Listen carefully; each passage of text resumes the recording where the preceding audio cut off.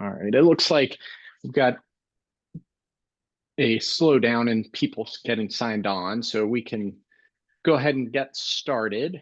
Want to thank everybody for hopping on the webinar today. We're very excited to have Andy Wynn from T. Rowe Price joining us to talk about Fiduciary 101, really the nuts and bolts of what you need to know as a fiduciary as it pertains to uh, retirement planning or your retirement plan, your corporate sponsored retirement plan. I wanted to go over a couple of housekeeping items. So we would love for this to be interactive. I'm going to be manning the chat. So if you have questions as we go through the presentation today, we have both the webinar chat and the Q&A open. So please feel free, whatever you're more comfortable with, we can operate within that. And wanted to also let you know, I'm going to add my email to the chat. If anybody was signing up for the presentation today and didn't have their SHRM number that was readily available, and you want to get credit for the CE hours that are available today, you can email those to me. We'll make sure that that information gets to the right spot. So we want to make sure everybody on the call has the opportunity to do that and get credit for being on here if you do need that SHRM credit. Other than that, I'm very excited to have Andy Wynn here. He is one of my all-time favorite people in the retirement plan space. T. Rowe Price is a fantastic investment manager, a great partner to me and my team, and I'm super excited that he's joining us here today to go over the basics of what it means to be a fiduciary and what you need to be thinking about as individuals that are overseeing a retirement plan. So with that, Andy, I would love to turn it over to you. Awesome. Thank you so much, Will. Thumbs up that you can hear me. Will, We're thumbs good. up, you can hear me? Perfect. We Good. sure can. Had me worried there for a second. Not off to a great start. Thank you guys so much for taking the time out of your busy day. I know we're kind of over the lunch hour. I'm actually in Dallas right now. I live in Colorado Springs with my family, but I'm in Dallas. So if you hear an airplane, I'm about 2 miles away from DFW. So don't be surprised. I'm not actually at the airport, but super close. This information, it is, like Will said, 101. It is basic. So think back to your college days when you took those intro level classes, pretty much kind of what we're going to be going through. It is some pretty basic information, but a lot of times basic information is sometimes forgotten and sometimes overlooked. And so I hope that what we can get through today is a pretty good overview of what it means to be a fiduciary, because it is a very, very important job, a very, very important role. So I'm going to go through these slides. The slides will be available to you. I'll make sure that Will can send them out. So feel free to take notes if you want, but you will get the deck at the end. And at the end, I'll also highlight a couple of additional pieces that we have at T. Rowe Price that might be useful as you look to fulfill your fiduciary responsibilities. Like Will said, my name is Andy Wynn. I've been at T. Rowe Price for 11 years now. Been in the industry for a little over 20. Super excited about the job that I get to do, working with advisors like Will, plan sponsors, and delivering content like this. Just real quickly, just for the SHRM part of it, for the PACE part of it, to get that full CE, you got to stay on the whole time. Hopefully, it won't be that painful, but just getting through the presentation, getting through the content, that way we can make sure that the time equates for the hour that we're going to be able to give you. So that just needs to get out there real quick. All right, there's a couple of basic things that we're going to talk about throughout the hour that we have. You can see it on the slide here. I'm not going to read the slide, but as workplace retirement plan sponsors, you really do carry on a lot of fiduciary responsibilities, more than ever, honestly. And that can feel pretty daunting, I know. So today, my goal is to really help to build confidence in your role, in what you do for your participants and for your employees. We're going to cover some of the key questions that you should be asking, how to put together a solid decision-making process. And you'll see throughout the presentation that decision-making process is one of the keys to being a fiduciary, and when it's smart to bring in outside experts. So obviously not one single session can really prepare you for every situation, What we're going to share today isn't a replacement for legal advice. I am not a lawyer. In fact, I stayed at a courtyard. I didn't stay at the Holiday Inn or the Hilton or whatever it was. So if you ever face a tricky situation, a unique challenge, don't hesitate to reach out to legal counsel. And if you don't have a good ERISA attorney, I know that Will's got some clients and some colleagues or contacts, I should say, that he can definitely get you in touch with. So what can you expect today? We're going to break down what it really means to be a fiduciary. We're going to look at some current trends in ERISA litigation, and we're going to talk about some best practices to help you manage your risk and to protect your participants. So why does being a fiduciary matter? Why is it important? And why should you care? It's part of your job. It's probably not your entire job. Well, it's all about ERISA. And ERISA is pretty stringent on this. The law that protects retirement plan participants. And as a fiduciary, you're always expected to act in the best interest of those participants. If you fall short, there could be some personal liability that you're responsible for. And that's part of the biggest reason why. It's a big responsibility. And so staying on top of the rules, the regulations, the oversights, the new secure 2.5, whatever it is that's going to be coming out next from different agencies like the IRS, the DOL. It should be a big portion of your job, and getting updates, getting information from people that you're working with, like Will or record keeper wholesalers or plan sponsor website, is going to be a great way to kind of stay on top of those changes. And when you do it well, when you do it very well, you're going to be making a real difference for your participants and their retirement outcomes. So who is a fiduciary? Well, under ERISA, it's actually based on what you do. It's not your title.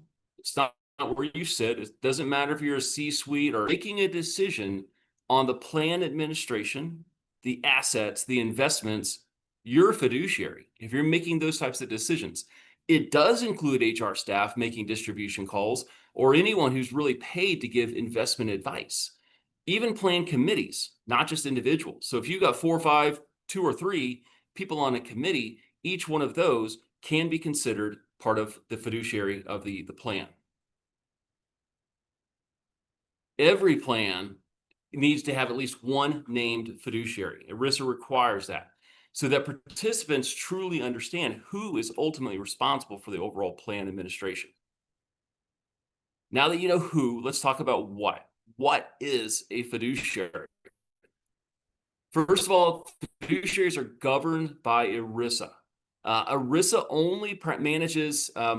only covers private sector plans. So if you're with a 457, 403B, there's different rules, different regulations that cover those types of plans. But with private sector retirement plans, you've got to adhere to ERISA standards. The main characteristic of a fiduciary is that they exercise discretion over plan administration or investments or provide investment advice for a fee. Just said that last slide. So that's kind of key, right? That's redundancy of this.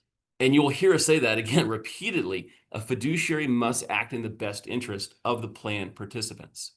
No matter what, the top priority is always the same.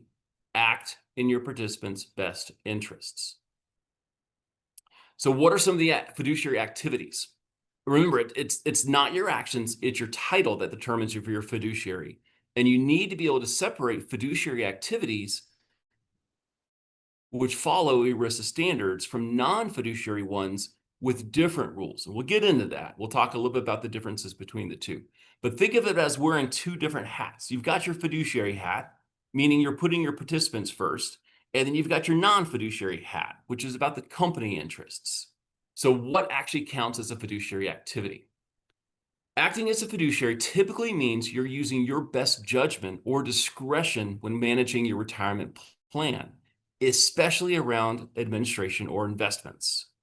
Some responsibilities are always considered core fiduciary tasks, like selecting or monitoring investment providers and choosing or regularly reviewing the plan's investment options.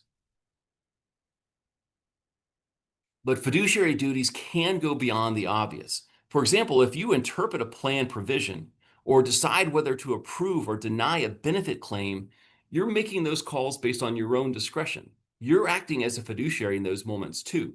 It's not just about the big investment decisions or the big decisions on what record keeper you might use. Anytime you exercise judgment over the plan, ERISA fiduciary standards could apply. What about non-fiduciary activities? Those are the activities in which fiduciary standards and responsibilities do not apply. And these are some of the examples that you may come up with. You may have heard them called settler or ministerial acts. They're the basic, routine, day-to-day decisions that don't involve discretion. Think of things even as big, some people would think big, as setting up the retirement plan, deciding on the plan design, amending it, and even terminating the plan altogether. When you're making those types of decisions, your focus can be on what's best for the employer. And that's the key. If it's something that's done for the benefit of the employer, that becomes a non-fiduciary activity. So if the plan decides to suspend a company match, and I know a lot of that happened back during COVID, it happened back in 2008. So there's been time and time again where plans have decided to suspend the match to simply help save money or cut costs. That's a plan designed, the design decision. That's a non-fiduciary act. But here's the important nuance. Even though the initial decision to cut was a non-fiduciary, the steps you use to put it back into can cross into a fiduciary territory. So let's say you cut it back in 2020, and now you decide to put it back in. And you decide to do auto enrollment along with it. You never had auto enrollment before, so you're going to add auto enrollment, auto escrow. Either of those things are actually non-fiduciary as well. Both those things are non-fiduciary, I should say. But if you go to add in a QDIA, a qualified default investment alternative, so basically what investments automatically go for that auto enrollment, that becomes a fiduciary action. And at that point, you're acting in the best interest of plan participants, deciding which QDIA to use. All right, we're going to do some quick questions, kind of break up some monotony. I think, Will, you've got the questions loaded up, or you're gonna monitor the answers. Yep, I can launch the questions as they come up on the screen. We'll do the poll question, so you'll see the poll pop up, and then we'll have the question going on in the background. Perfect. All right, so game time. This is the game show. Fiduciary or non-fiduciary? All right, first up, Joe's company. They've experienced declining sales over the past few years, and he's realized that the company, sorry, the thing popped up. The company must take drastic actions to cut costs immediately. He decides to suspend the company match effective July 2025. Is this fiduciary or is it a non-fiduciary activity? Answer your questions, please. Do we have a quorum? We've got just about everybody going with a non-fiduciary action. Ding, ding, ding, ding, ding. That is absolutely right. It is a non-fiduciary activity. If I can get the thing to go. So yes, non-fiduciary, because it's a decision regarding design of the plan. When you're making that non-fiduciary decision, you're free to make decisions on what's best for the company. All right, question number 2. Alex is named fiduciary on his company's plan. He decides to add withdrawal options, such as or his non-fiduciary hat.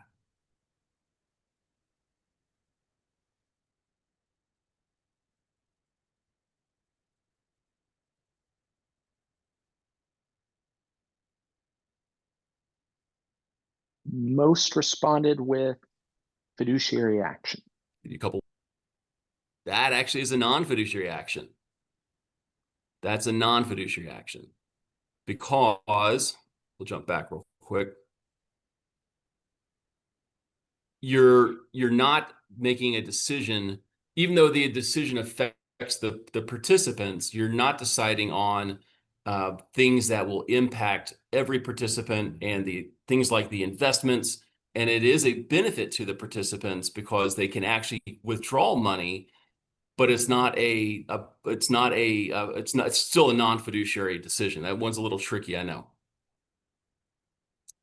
All right, so Holly is the day-to-day administrator of ABC Company. Plan participant is asking for a hardship withdrawal for the company retirement plan in order to pay for repair expenses for her car. The ABC Company plan allows for hardship withdrawals, but only for safe harbor reasons. However, Holly feels sorry for the participant and decides to allow the hardship withdrawal. Is this a fiduciary or non-fiduciary activity? And I don't have this exact question in the poll quizzes, so I'm going to launch one, but disregard the question in the poll quiz. Just select fiduciary or non-fiduciary. Oh, sorry.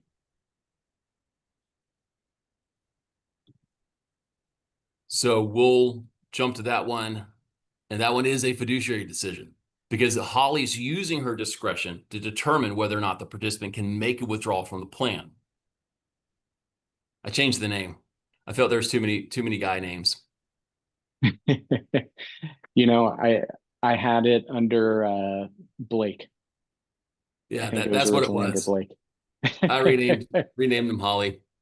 So when you're using your discretion about a situation like that, you're acting as a fiduciary under ERISA. In a couple of minutes, we'll cover some of the duties of a fiduciary. We'll see that Holly may have violated one of those duties by not following the terms of the plan document.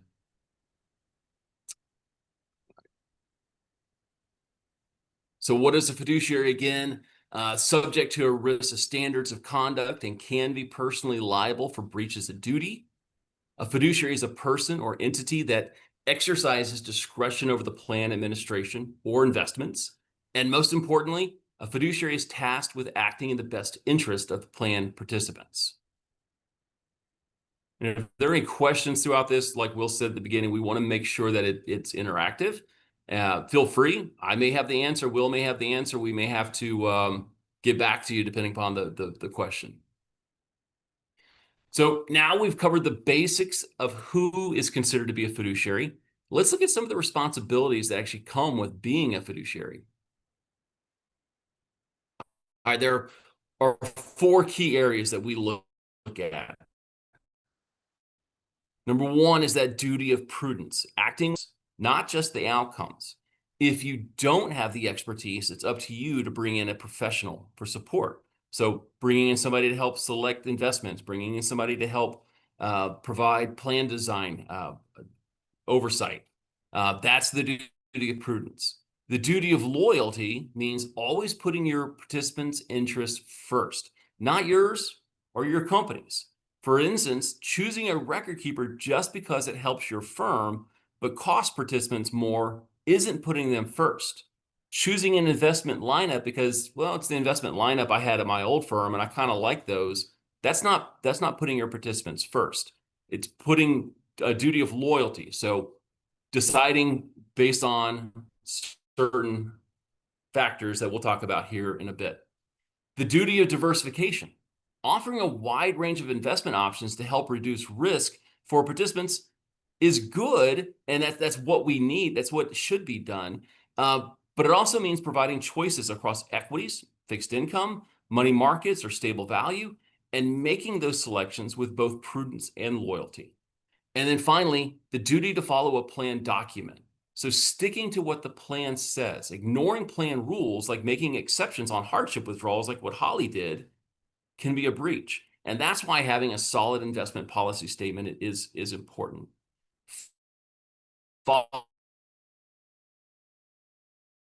Following these duties not only protects you as a fiduciary. All right, game time number 2. All right, what we're going to decide here, which fiduciary responsibility, most risks not being followed. All right, so Alexis is the plan fiduciary. She's seen her plan triple in size over the years, but has not reviewed any of the fee disclosures for this plan. So which would that be? A duty of prudence, a duty of loyalty, duty of diversification, or following the plan documents? Will, do you got that one up? Give you guys a couple of seconds to make a decision on that one.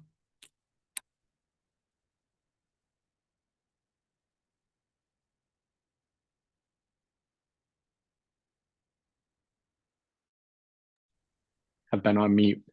We've got a mix of answers coming in here. So we've got, This would be prudence. Say it again. I was saying we had a mix Go of ahead. answers coming in. Got it. Got it. So this would be prudence. And the reason why is a fiduciary should be familiar with what and understand what an excessive and understanding what they are, and that's why you would consult with a consultant like Will, a record keeper wholesaler, a record keeper relationship manager, and there are databases. There's and show what the median or the low or the high fee is for different aspects of a plan. So we can determine based on plan size, reasonable fee, what other advisors are charging or what other plans are paying of similar size and similar industry to kind of give a benchmark of comparison. And so that's why it would be prudence, because you're bringing in those outside experts. All right, so let's go back to Joe. His company was dealing with declining sales. As a result of those declining sales, Joe's having trouble meeting obligations to pay its suppliers. This is a big one. One of his suppliers informs Joe they won't make any more deliveries until Joe pays the past balance due. That's going to stop the company down, right? Potentially, that's going to shut down production. So Joe decides to use money from his retirement plan forfeiture account will resume deliveries. What fiduciary duty might have Joe breached? And Will, if you want to let me know what people are answering, that'd be great. Mm-hmm. We've got our first couple of answers in.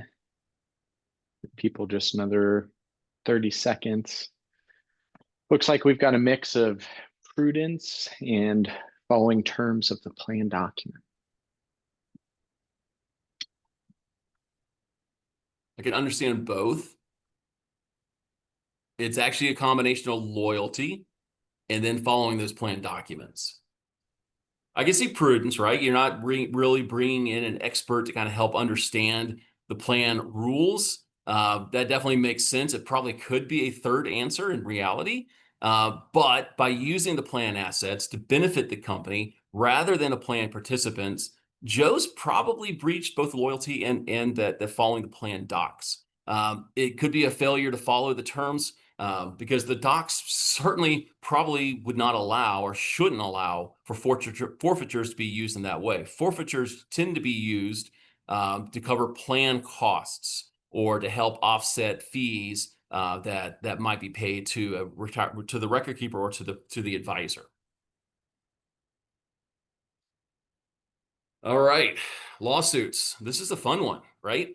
I'd imagine that pretty much every week, maybe once or twice a month, you guys might be hearing about potential ERISA lawsuits, companies that are being sued by plan participants, whether they're current plan participants or former plan participants.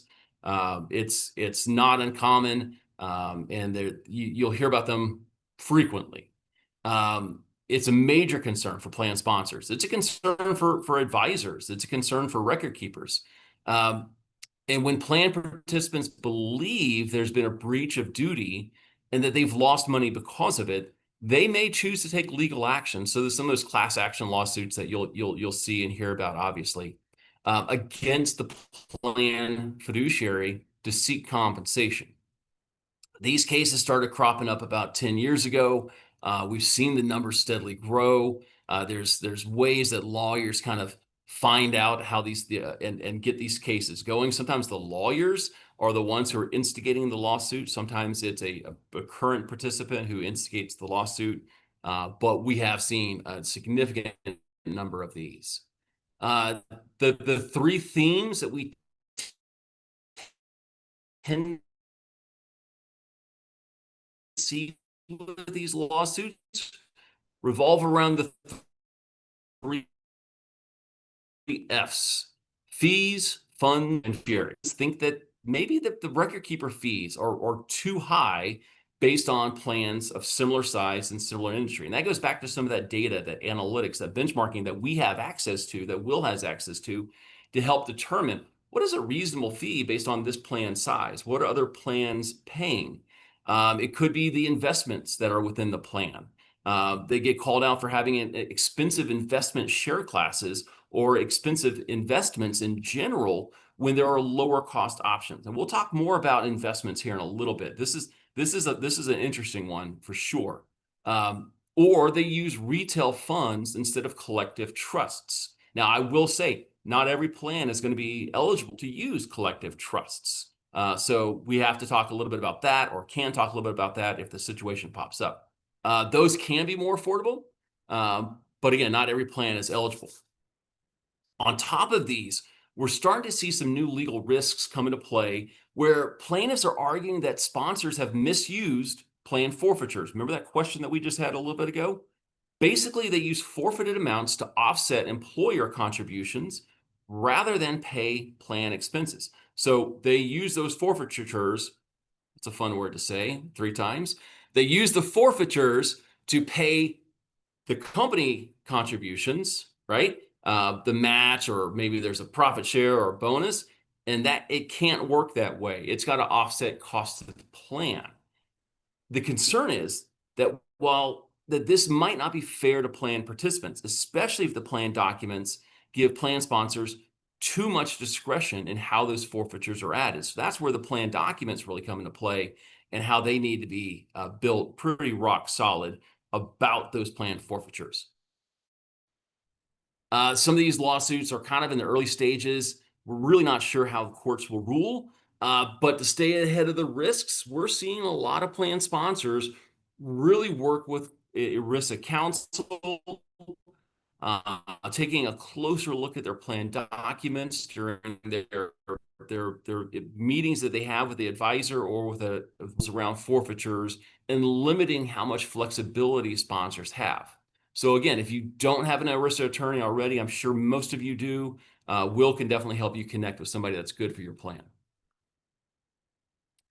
So what about investments? This is a big one, right? Because I think a lot of plan sponsors, even advisors, definitely plan participants, feel that the lowest cost is the way that you need to go. And while cost is important, it's not always, while cost is important, it's not always what's looked at by ERISA as the critical aspect of the decision-making process. The decision-making process is what is important. Why you chose an investment that you chose versus other options within the similar asset, asset class, or the similar investment options. Courts have made it clear that fiduciaries are not required to select the cheapest investment option. Instead, you only have the duty to consider more than just cost when evaluating. Sometimes, even though a fund company is more expensive, it could actually outperform some of the less expensive funds net of fees. And so that's something to take into consideration too, is look at all options. Don't just completely discount something because it's maybe a little bit more expensive. When you look at the overall performance, it could be better than the other options. The Supreme Court has also recognized that choosing investments means weighing difficult trade-offs. There's a range of investment options out there. There's a range of reasonable judgments that fiduciaries can make. And there's no single correct answer. What was right for your old firm may not be right for your new firm. And every plan could have potentially different needs. Knowing your participants is key. Fiduciaries should really look and know the demographics of their employees when selecting plan investments. Consider age, consider education level, how sophisticated your employees are as investors. And all those things could come into play about how you build that lineup. The key is have a thoughtful process that considers what's most important or appropriate for your specific plan and the participants, not just what's the cheapest. And if you document that process and document that decision making, that's what courts are going to consider, as opposed to just choosing the cheapest because it was the cheapest.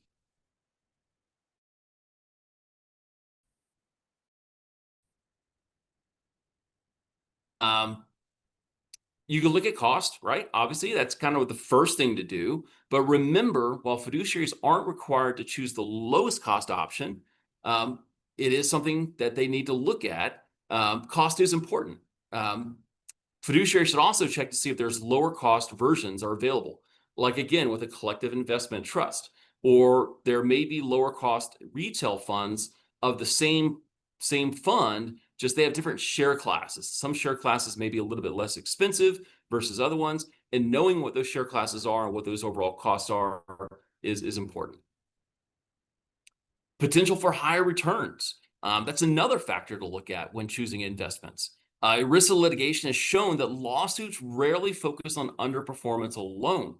Instead, plaintiffs tend to challenge investments that underperform and also have high fees. Risk is an important factor to consider. Consider the risk level of each investment, not just one or two or a handful of the ones going into the plan, but every fund going into the plan needs to be looked at for risk. Is the investment's risk, does it help fit the goal of helping participants save for retirement? And then consider whether the risk level is appropriate for your plan participants given their demographics. The plan lineup for doctors or AI data scientists may be a little bit different than your typical blue collar. Maybe. It just really depends on the plan demographics in general. And that's where being the fiduciary and having that documented process really comes into play. So what other factors should you consider? Part of being a prudent fiduciary is considering whether to hire an investment advisor, ERISA counsel, or other experts. Record keepers typically have relationship managers that they will assign to a plan, and they can help make those decisions. But bringing in outside experts, again, like Will, another financial advisor, can be critical to helping to build that solid plan. Um, when hiring a fiduciary, make sure to discuss whether they're acting as a fiduciary as well. There's different types of advisors. There's different types of ways they work. Some are 338, some are 321. Those numbers may not mean anything to you right now, but they are important distinctions in how an advisor works with a plan. Again, looking at your employees, considering the demographics, the age, the financial knowledge, the know-how, whether or not the investment fits the needs and the characteristics of your plan participants. And this is where you can get a little, fun with the plan. Maybe you do have a suite of doctors, or the plan works with doctors, and so you can add in like a healthcare fund. You may not add that healthcare fund to another plan, another type of company. So there are options like that could be appropriate for a plan. But the goal is to ensure that each investment is appropriate for the specific group within your retirement plan. Benchmarking investments, this is a big one as well. It should be an ongoing process. Most plans are looked at least semi-annually or quarterly, but at a minimum, they should be looked at annually. I was shocked. I was gobsmacked. I talked to an advisor the other day. They had a plan that they were working on bringing over, and the investment lineup had not been looked at in over 20 years. And I just couldn't imagine how many potential investments that were potentially way outside the scope of fees, that there are potentially much better investment options out there. 20 years, that's a super long time. That's a litigation just waiting to happen. So I would strongly encourage you, semi-annually, quarterly, depending upon plan size probably makes sense, but at a performance over multiple time periods, the 1, the 3, the 5, and the 10-year. But how do they perform versus their peer group? In other words, similar investment options at other firms. Uh, and then you're potentially putting them on the watch list and then keeping track of what is on the watch list and how they've been performing since they've been put on a watch list. Uh,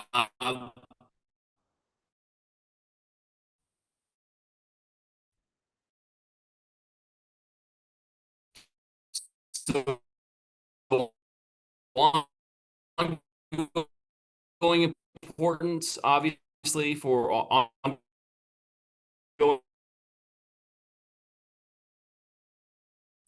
but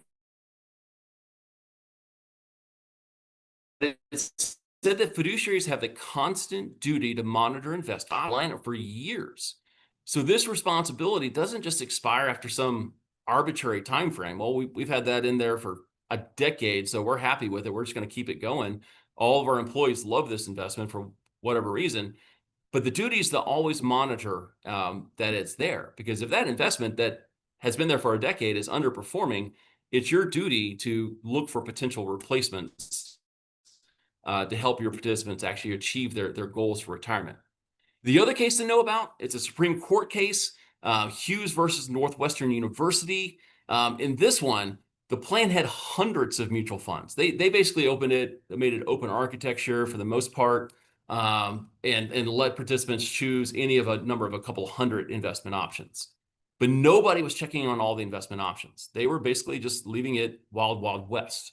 They would check a few at random. They would run a couple of screens, but that's a problem. Every single investment option in the plan needs to be in the plan based on its own merit. You can't hide a risky or expensive investment or expensive fund among a bunch of solid choices.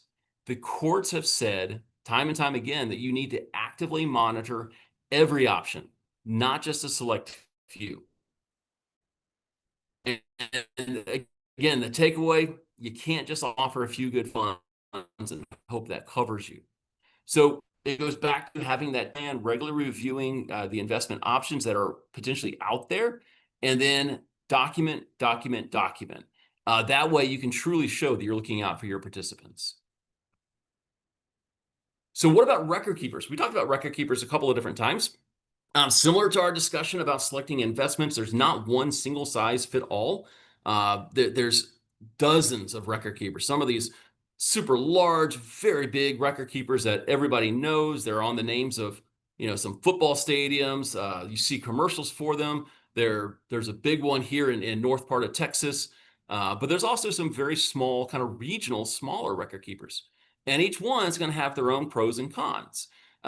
So think about the quality, think about the range of services you're getting, think about what is going to be impactful for your participants, your employees, not just the price tag. But don't overlook those extra costs that could come in. They may tack on additional fees for things like mergers and acquisitions, pre-approved plan documents, compliance testing, just making sure. And I'm not saying it's bad that they do that, but just be aware of what they're adding in and how they're adding in those additional costs. The key is to weigh all the factors together so that you're just making the best decision for your plan and your participants, not just chasing the lowest numbers. So again, looking at the depth and the breadth and the quality of services they're providing, you want to make sure that they're offering really fit the needs of your plan and the participants, not just on paper, but in practice. Again, bring in an expert, whether it's Will, an advisor, an ERISA attorney to kind of help sort through some of those record keepers can really provide that valuable guidance. I know that Will's got a great process of looking at record keepers and evaluating overall cost and helping to get RFPs, those requests for proposals, from a handful of record keepers to ensure that we have the best option for you. And that's something that should be done every 3 to 5 years at a minimum. Another factor is the provider's experience. Are they familiar with working up plans of your size in similar industries? Some record keepers have a niche. They work really, really well with plans above $10 million. Some work really well with, those smaller plans, the 500,000 to 2 million with just, 20 or 30 participants. And there's some that work well with everybody. So just kind of knowing what are they good at? Do they have any sort of special nuance niches that they work well in with the other plans? So when plan assets pay fees, fiduciaries must make sure that those fees are reasonable. That means understanding both the total cost and where the compensation is coming from, including any investments paid tied to plan investment options. The DOL, it requires service providers to disclose all sources of compensation. You guys have probably all seen or heard about the 408B2 disclosure.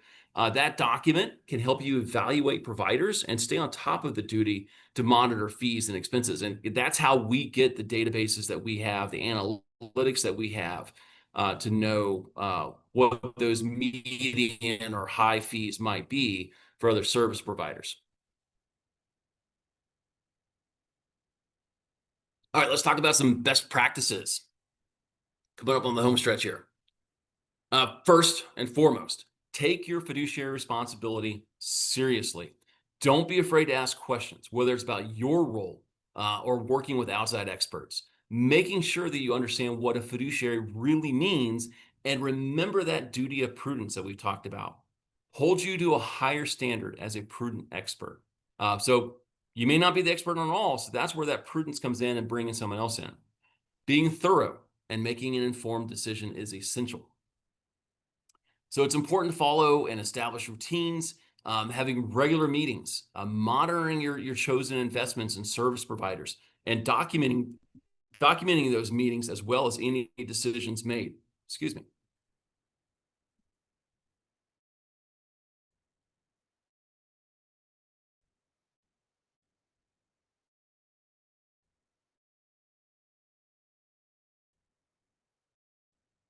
Weighing the alternatives before making those fiduciary decisions, which options are the best to choose. Remember, you're judged on your process, not just the results. So skipping this step, it could cause issues down the road. Few of those options shows you've acted prudently and helps protect your fiduciary responsibilities. That duty of prudence again, you're expected to act like a prudent expert. And again, if you don't have the expertise needed, that's where you bring in that outside expert. And then document for investment and retirement committees. Ensure someone is taking notes and documenting what decisions were made, why they were made, or why they were not made. And having that fiduciary file and keeping up on that consistently is going to help you down the road if those potential litigation problems pop up. Be willing to reevaluate your decisions over time. What worked well before may not be the best choice. There are new regulations, new rules, new things that pop up, new trends in the industry. Decade ago, automatic enrollment wasn't nearly as big as what it is now. 5 years ago, having a Roth within your 401k wasn't nearly as big as it is now. So thinking about adding these different plan design options as these things start to trend is a great way to make sure that you're keeping on top of your decisions. Again, going back to those investment options, if they start to underperform, they start to hurt participants, I'll say T. Rowe Price. We had an investment option that underperformed significantly back in 2022. We saw a lot of outflows, and it made perfect sense to us. We understood that the plan sponsors were making the decision that's right for the participant, even though it wasn't great for us. It was the right decision that these companies made for their participants. So it's your duty to kind of check these things and monitor these things.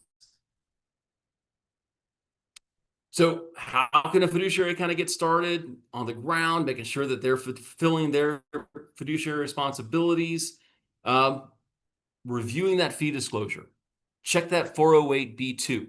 Get some comparisons. So you know exactly how your fees compare to other companies' fees and other firms, investment options, record keepers, again, the advisor fee. Documenting your process. If you don't have a good process in place now, get started today getting a good process in place. Monitoring those service providers. Sorry, I should be clicking here. Monitoring those service providers. Regularly check that your providers are meeting performance standards. And that's not just the investments. Again, that's the record keepers as well. Every 3 to 5 years, benchmark those fees and services. Consider getting an investment policy statement if you don't have one already. An investment policy statement sets out clear guidelines. It also can help you decide how detailed the plan should be. If it's too strict, it might be tough to follow. If it's too vague, it may not give you enough direction. So having a good, solid investment policy statement can really help with some of those decisions. And then liability insurance, making sure your organization and committee members are protected with the right liability coverage. So what's a fiduciary again? Anybody want to type in the chat box if they remember what they are? All right, we'll just jump to the next slide. And they're subject to ERISA standards. They exercise discretion, and they must act in participants' best interests. The 4 fiduciary responsibilities that you're obligated to follow: that prudence, that duty of loyalty, the duty of diversification, the duty of following the plan documents. And that's it. I want to thank you all so much for attending. Thank you so much for your time today. We have a couple of things that might be useful. You can get these from Will. The fiduciary guide is a pretty thorough, I mean, it's 57 pages long. It's a great resource guide to help understand plan sponsor duties. And then the fiduciary checklist. This would not, replace your fiduciary file, but it can help you understand some of those duties with little check marks. Have I done this? Have you done this?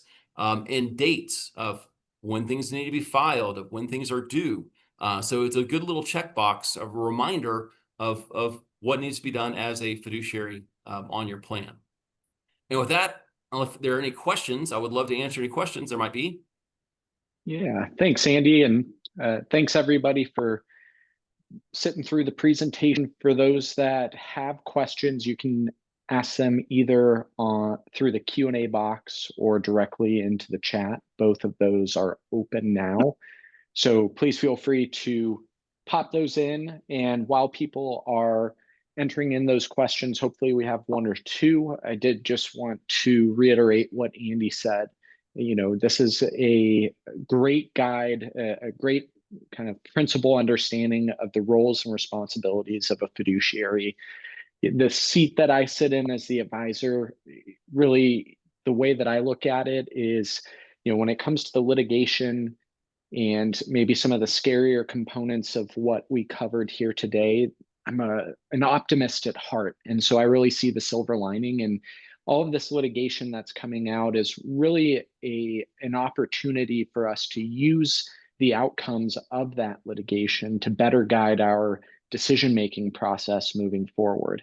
And it gives us a clear picture in terms of what we need to do to help you manage your retirement plan moving forward. So though scary, nobody wants to go into litigation. There is a silver lining there. And my key takeaways from that are really, you want to make sure that, as Andy said, document, document, document. No matter what, that is the number one most important thing you should be doing. Keeping meeting minutes, documenting your investment reviews, the investment policy statement. These are all things that we take on for our clients, and that what you should be leaning on your experts for if you are not a current client of ours. And that's really where that specialist comes in to make things easy for you. So really, this is a great review. And then the takeaways, the fiduciary guide and the checklist, again, are great options to review what we had covered today and really put them into practice. So thanks everybody for jumping on here. And I want to thank Lawrence for putting into the chat the positive feedback and helping. We're happy to help you understand the terminology here. There's a lot. It's a second language, quite frankly, and can be hard for folks that are not living in this day to day to know everything that's going on, to understand all of the buzzwords and terminology that comes along with the retirement plan. So happy that resonated and that it was helpful. But other than that, it looks like, Andy, did you have something else to add? I was going to say thank you all. Definitely appreciate it. Perfect. Well, again, thank you as well. We will be sending out a recording of the presentation. If there's somebody on your team that was not able to attend, that would get benefit from that. Unfortunately, they won't be able to earn the SHRM CE credits, but they will be able to get the information. And if you are interested in getting the checklist or the fiduciary guide, please send an email to me directly. My email is in the chat, so you can just click on that and say, hey, Will, send me the information. And as soon as we've got the recording up and edited, we will get that out to you as well. So thank you for taking your lunchtime here on this wonderful Wednesday afternoon to learn more about the fiduciary process and what Andy and I spend our days thinking about. And just want to thank everybody here. Really appreciate the time and look forward to helping out in any way that we can moving forward. Have a great rest of the day.